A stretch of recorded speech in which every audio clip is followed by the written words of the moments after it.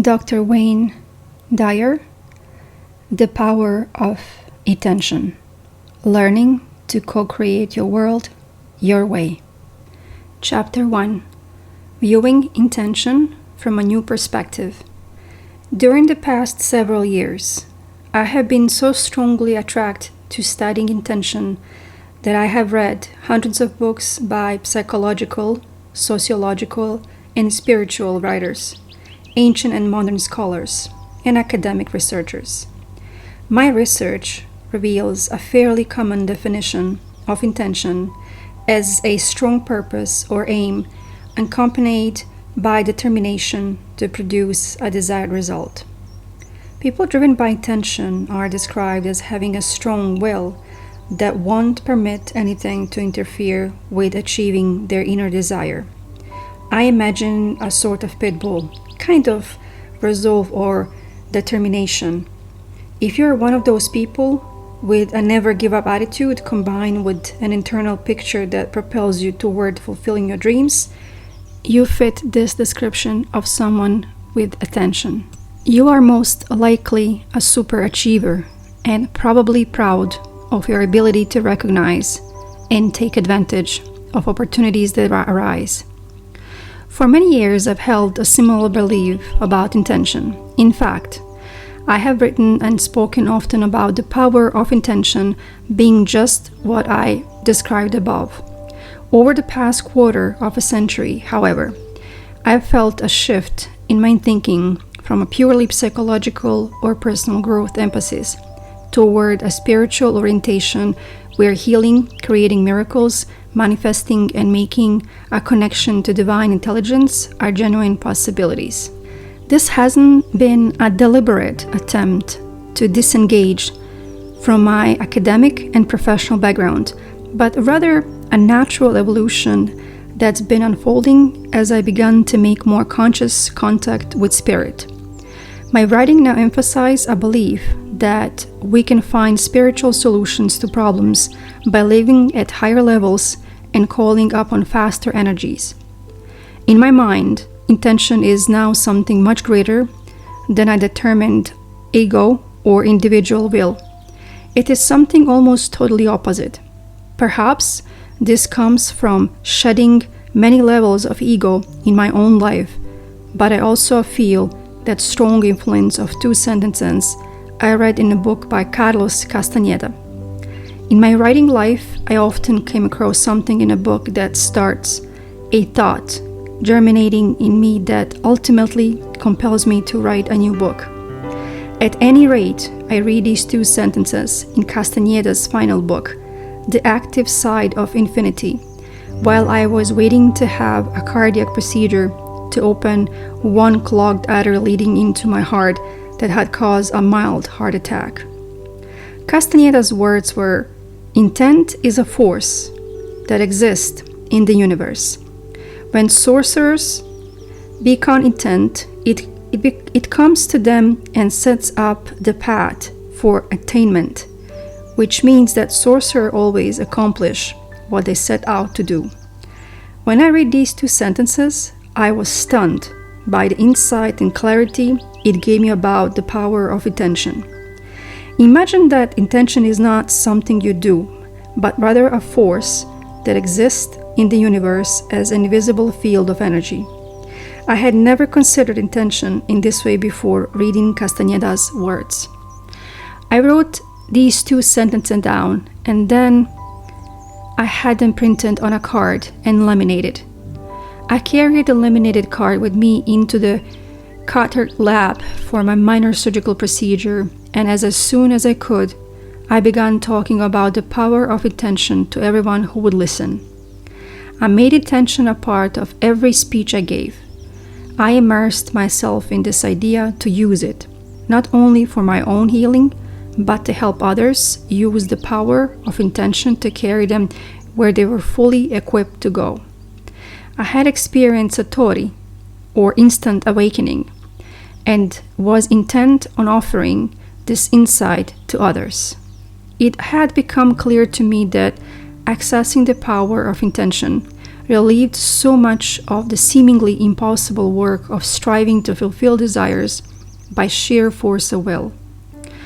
Since that defining moment, I have thought of the power of intention in virtually all of my waking hours.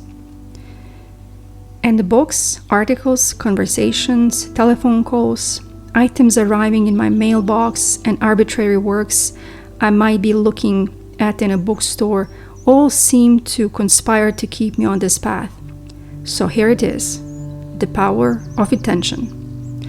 I hope this book will help you to view intention in a new way and make use of it in a manner that leads you to define yourself as Patanjali suggested more than 20 centuries ago.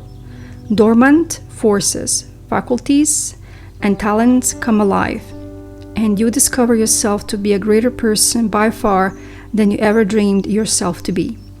Patanjali's two words, dormant forces, kick-started me in the direction of writing about intention. Patanjali was referring to forces that appear to be either non-existent or dead, and he was referring to the powerful energy a person feels when inspired. If you were ever felt inspired by a purpose or calling, you know the feeling of the spirit working through you. Inspired is our word for inspirited. I've thought long and hard about the idea of being able to access seemingly dormant forces to assist me at the key times in my life to achieve an inner burning desire. What are these forces? Where are they located? Who gets to use them? Who is denied access? And why? Questions like these have propelled me to research and write this book, and subsequently arrive at a totally new perspective of attention. At this point, as I'm writing about my excitement of realizing a long obscured truth, I know that attention is a force that we all have within us. Intention is a field of energy that flows invisibly beyond the reach of our normal, everyday habitual patterns. It's there even before our actual conception.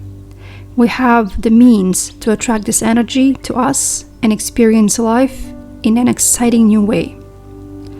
Where is this field called intention? Some prominent researchers believe that our intelligence, creativity, and imagination interact with the field energy of intention rather than being thoughts or elements in our brain. The brilliant scientist David Bohm, writing in Wholeness of the Implicate Order, suggested that all ordering influence and information is present in an invisible domain or higher reality and can be called upon in times of need. I found thousands of examples of these kinds of conclusions in the research and reading I did. If scientific evidence appeals to you, I suggest that you read The Field, The Quest for the Secret Force of the Universe by Lynn McTaggart. Her book is filled with studies supporting the existence of a higher, faster energy dimensions or field of intention that can be tapped into and used by everyone.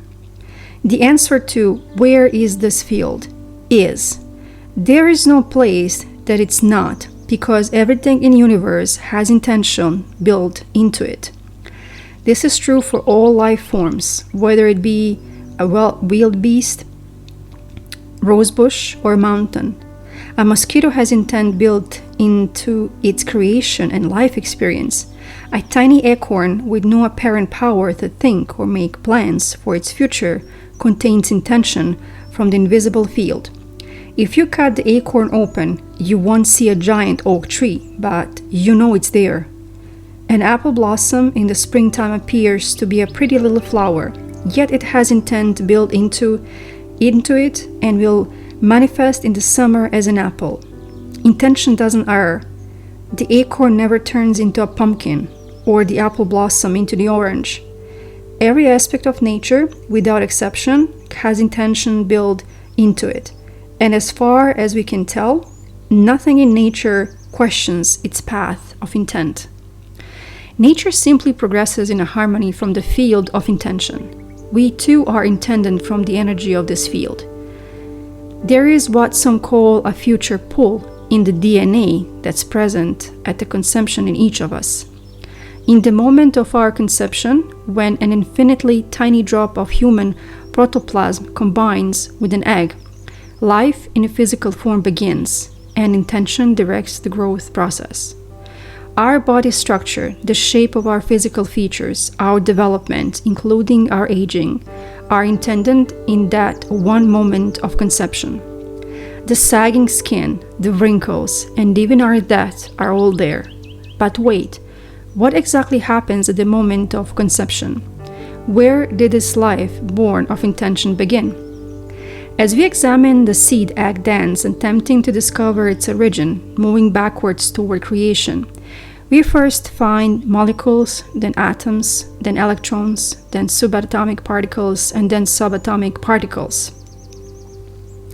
Ultimately, where we put these tiny quantum subatomic particles into a particle accelerator or collide them, trying to put our finger on the source of life, we discover what Einstein and his scientific compatriots discovered.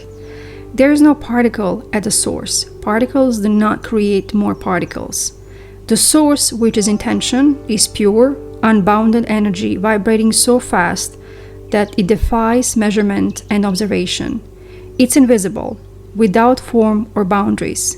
So at our source, we are formless energy, and in that formless, vibrating spiritual field of energy, intention resides. On a lighter note, I know it's there, since somehow it managed to get into a drop of sperm and an ovarian egg and determined that my hair will no longer grow on my head after 25 years.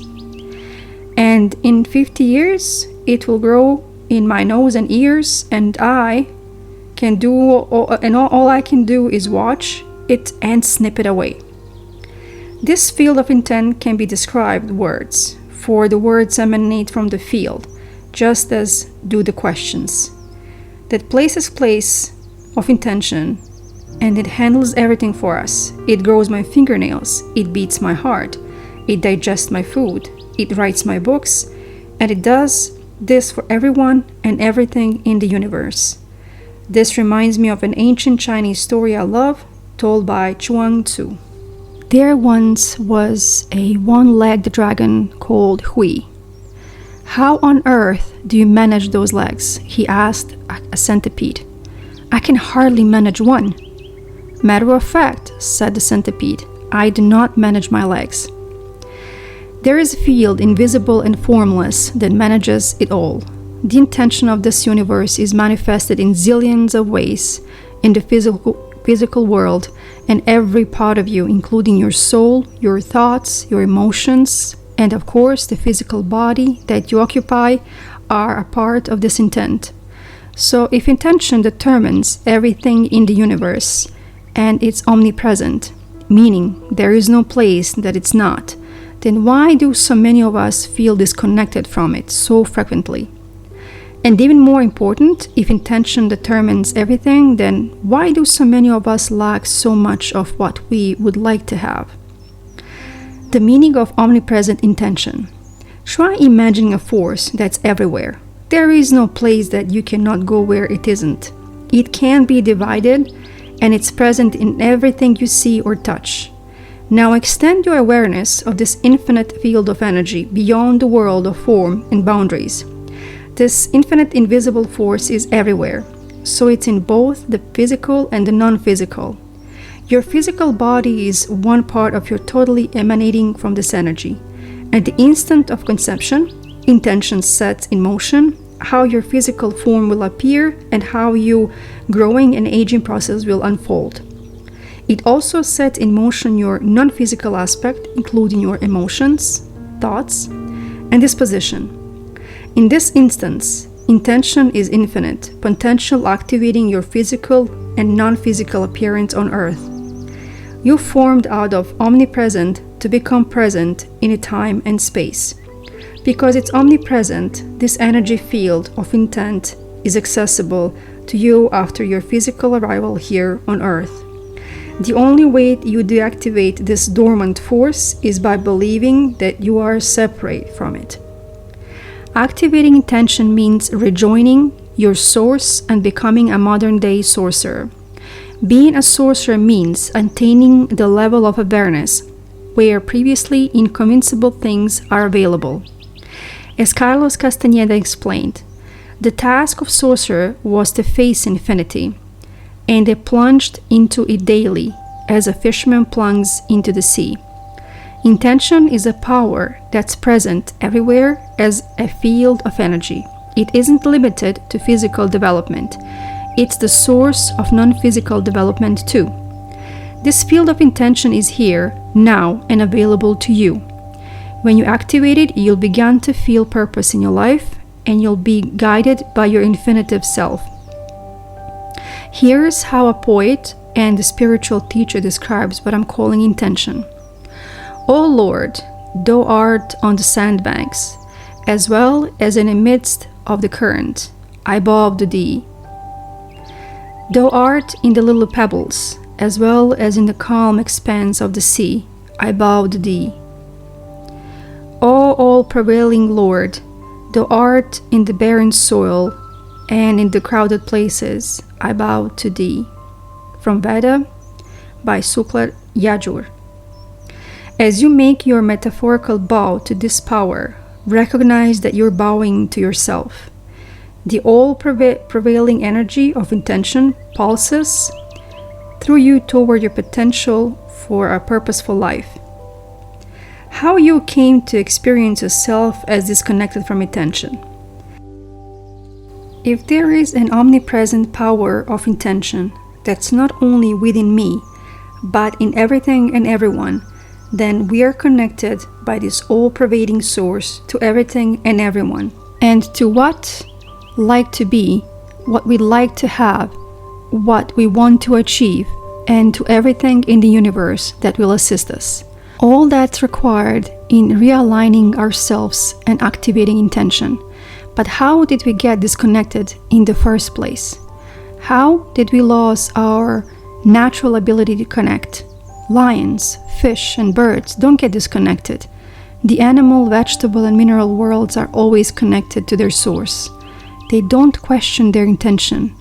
We humans, however, with our capability for presumably higher brain functions, have something we refer to as ego, which is an idea that we construct about who and what we are.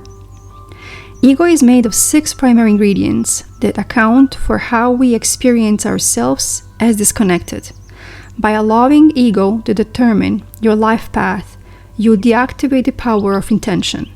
Briefly, here are the 6 ego beliefs. I have written more extensively about them in several of my previous books, most notably Your Sacred Self. Number 1. I am what I have. My possessions define me. Number 2. I am what I do. My achievements define me. Number 3. I am what others think of me. My reputation defines me. Number 4. I am separate from everyone. My body defines me as alone. 5. I am separate from all that is missing in my life. My life space is disconnected from my desires. 6. I am separate from God. My life depends on God's assessment of my worthiness. No matter how hard you try, intention can be assessed through ego, so take some time to recognize and readjust any or all of these 6 beliefs. When the supremacy of ego is weakened in your life, you can seek intention and maximize your potential. Holding on to the trolley strap. This is a practice I find exceedingly helpful when I want to activate intention. You may find that it works for you too.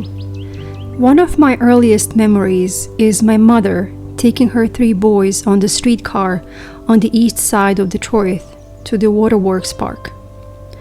I was 2 or 3 years old, and I recall looking up from the seat and seeing the hand straps hanging down.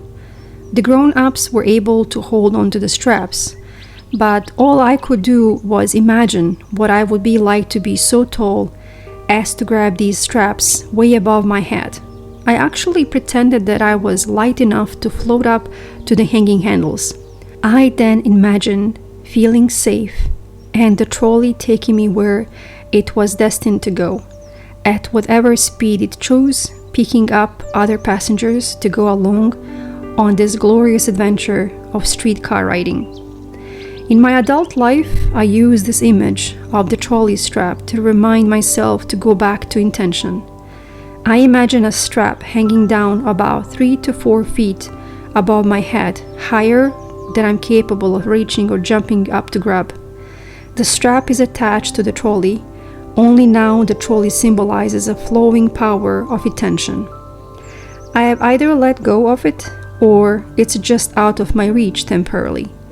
In moments of stress, anxiety, worry, or even physical discomfort, I close my eyes and imagine my arm reaching up, and then I see myself float up to the trolley strap. As I grab the strap, I have an enormous feeling of relief and comfort.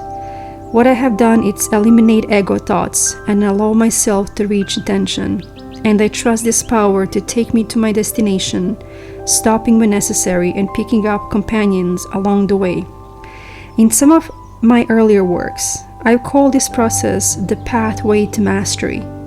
The 4 pathways may be helpful to you here as steps toward activating intention. 4 steps to intention. Activating your power of intention is a process of connecting with your natural self and letting go of total ego identification. The process takes place in 4 stages. Number 1. Discipline is the first stage. Learning a new task requires training your body to perform as your thoughts desire. So eliminating ego identification doesn't mean disconnecting from your relationship with your body, but rather training your body to activate those desires. You do that with the practice, exercise, non-toxic habits, healthy foods, and so on. Number 2. Wisdom is the second stage. Wisdom combined with discipline fosters your ability to focus and be patient as you harmonize your thoughts, your intellect, and your feelings with the work of your body. We send children off to school telling them, be disciplined and use your head, and call this education, but it falls short of mastery. Number 3. Love is the third stage. After disciplining the body with your wisdom and intellectually studying a task, this process of mastery involves loving what you do and doing what you love. In the world of sales, I call it falling in love with what you are offering and then selling your love or enthusiasm to potential customers. When learning to play tennis, it involves practicing all of the strokes while studying strategies for playing the game. It also involves enjoying the feeling of hitting the ball and of being on the tennis court and everything else about the game. Number 4. Surrender is the fourth stage. This is the place of attention. This is where your body and your mind aren't running the show and you move into intent. In the universe, there is immeasurable, indescribable force, which shamans call intent, and absolutely everything that exists in the entire cosmos is attached to intent by a connecting link, is the way Carlos Castaneda describes it. You relax, grab the trolley strap, and allow yourself to be carried by the same power that turns acorns into trees, blossoms into apples, and microscopic dots into humans. So grab that trolley strap and create your own unique connecting link. Absolutely everything in the entire cosmos includes you and your disciplined, wise, loving self and all of your thoughts and feelings. When you surrender, you lighten up and can consult with your infinite soul. Then the power of intention becomes available to take you wherever you feel destined to go. All of this talk of intention and surrender may cause you to question where your free will fits in. You might be inclined to conclude that free will is non-consistent or that you become whatever your program dictates. So let's take a look at your will and how it fits into this new view of intention. As you read the next 2 sections, please keep an open mind, and even what you read conflicts with what you believed all your life. Intention and your free will are paradoxical. A paradox is a seemingly absurd or contraindicatory statement, even if well-founded. Intention and free will certainly qualify as being paradoxical. They conflict with many preconceived notion of what's reasonable or possible. How can you possess free will and also have intention shaping your body and your potential? You can fuse this dichotomy by choosing to believe in the infinity of intention and in your capacity to exercise free will. You know how to think rationally about the rules of cause and effect, so try your intellect on this. Obviously, it's impossible to have 2 infinites, for then neither would be infinite. Each would be limited by the other. You can't divide infinite into parts. Essentially, infinite is unity, continuity, or oneness, like the air in your home. Where does the air in your kitchen stop and the air in your living room begin? Where does air inside your home stop and the air outside start? How about air you breathe in and out? Air may be the closest we can come to understanding the infinite, universal, omnipresent spirit. Somehow you must travel in thought beyond the idea of your individual existence to the idea of a unity of universal being, and then beyond this to idea of universal energy. When you think of part of a whole being in one place and part in another, you've lost the idea of unity. And keeping an open mind, as I beseeched you earlier, get this, at any moment in time, all spirit is concentrated at the point where you focus your attention. Therefore, you can consolidate all creative energy at a given moment in time. This is your free will at work. Your mind and your thoughts are also thoughts of the divine mind. Universal spirit is in your thoughts and in your free will. When you shift your thoughts from spirit to ego, you seem to lose contact with the power of intention. Your free will can either move with universal spirit and its unfolding, or away from it toward ego dominance. As it moves away from spirit, life appears to be in a struggle. Slower energies flow through you, and you may feel hopeless, helpless, and lost. You can use your free will to rejoin higher, faster energies. The truth is that we do not create anything alone. We are all creatures with God. Our free will combines and redistributes what's already created. You choose. Free will means that you have to choose to connect to spirit or not. So the answer to these questions, do I have a free will? And is intention working with me as an all-pervasive universal force? Is yes. Can you live with this paradox? If you think about it, you'll live with this paradox in every moment of your existence. At the exact same instant that you are body with the beginnings and the ends, with boundaries and definition in time and space, you are also an invisible, formless, unlimited, thinking and feeling being. A ghost in the machine, if you will. Which are you? Matter or essence? Physical or metaphysical? Form or spirit? The answer is both, even though they appear to be opposites. Do you have a free will, and are you a part of destiny of intention? Yes. Fuse the dichotomy, blend the opposites, and live with both of these beliefs. Begin the process of allowing spirit to work within you and link up to the field of intention. At intention, spirit will work for you. With your free will, consciously deciding to reconnect to the power of intention, you're altering its direction. You'll begin to feel pleasant recognition and reverence for the unity of spirit and yourself as an individual concentration of it. I silently repeat the word intent or intention to help me to get my ego and my self-absorption out of the picture. I think often of this quote from Castaneda's Power of Silence. Having lost hope of ever returning to the source of everything, the average man seeks solace in his selfishness. For me personally, I attempt to return to the source of everything on a daily basis, and I refuse to be the average man that Castaneda describes. Many years ago, I decided to give up drinking alcohol. I wanted to experience continuous sobriety to improve my ability to do work that I felt was burning inside of me. I felt called upon to teach self-reliance through my writing and speaking. Several teachers had told me that complete sobriety was a prerequisite for the work I was called to do. In the early stages of this dramatic life change, a power seemed to help me when I was tempted to return to my old habits of having a few beers each evening. On one occasion, in my state of wavering, I actually went out to purchase a six-pack but forgot to bring money with me. I never forget to take cash with me.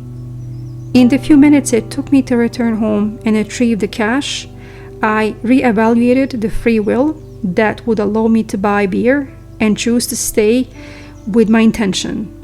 I found, as the first weeks passed, that these kinds of events started occurring with regularity. I have been guided by circumstances that led me away from situations where drinking was a temptation. A telephone call might distract me from a tempting situation, a family mini-crisis would erupt and deter me from a potential slip. Today, a couple of decades later, it's clear to me that a firm handle of that trolley strap I described earlier allows me to be whisked along my path to destinations evoked eons ago by attention.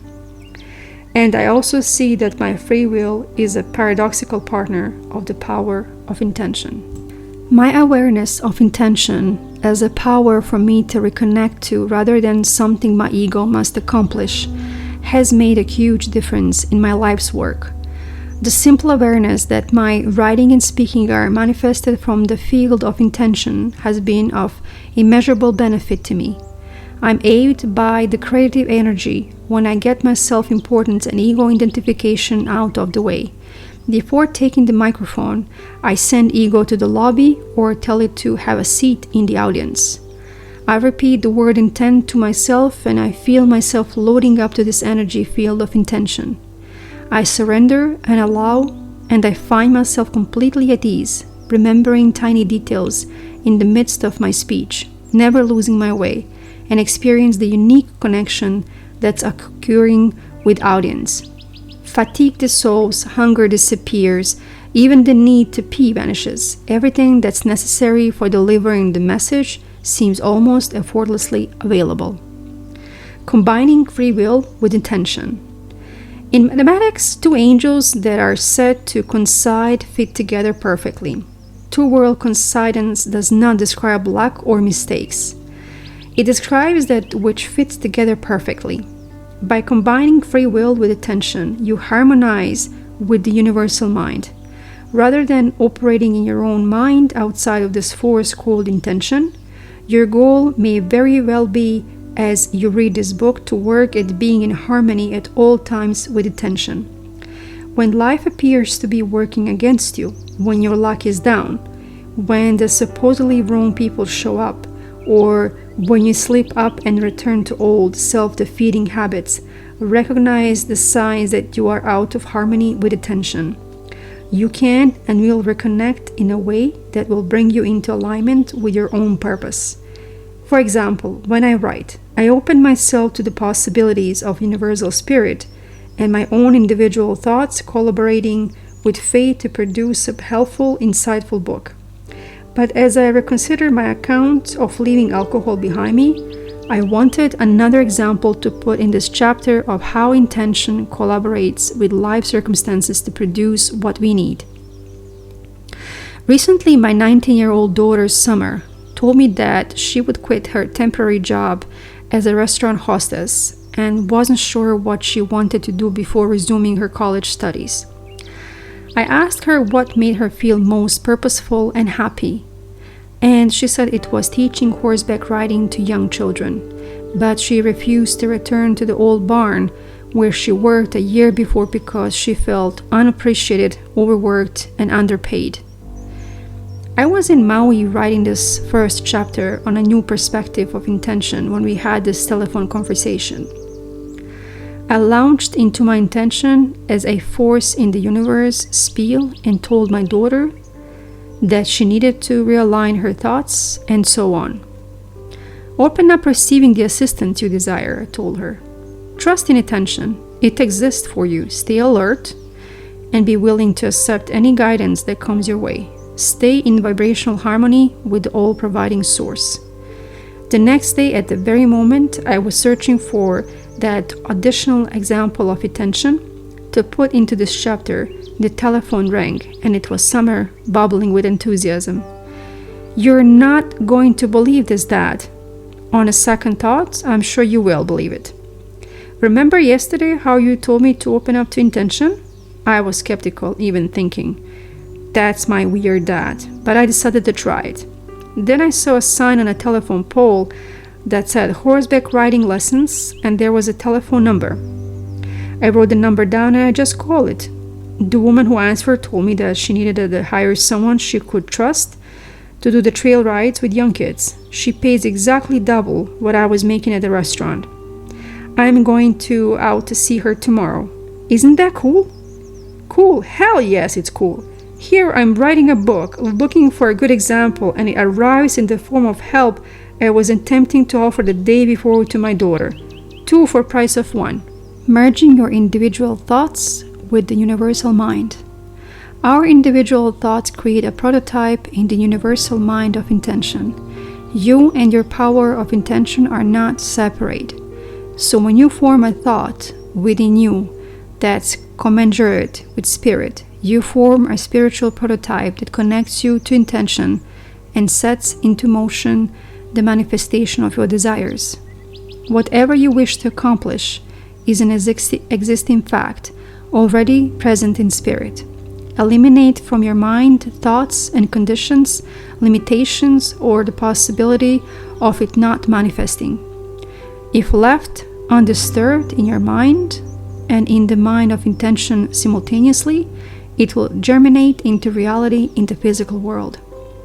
In simple words, all things whatsoever ye pray and ask for, believed that ye have received them, and ye shall receive them. Mark 11, verses 24. In this scriptural quotation, you are told to believe that your desire has already been fulfilled, and then it will be accomplished. Know that your thought or prayer is already here. Remove all doubt so that you can create a harmonious thought with universal mind of intention. When you know this beyond doubt, it will be realized in the future. This is the power of intention at work. I will close this section with words from Aldous Huxley, one of my favorite authors. The spiritual journey does not consist in arriving at the destination where a person gains what he did not have or become what he is not.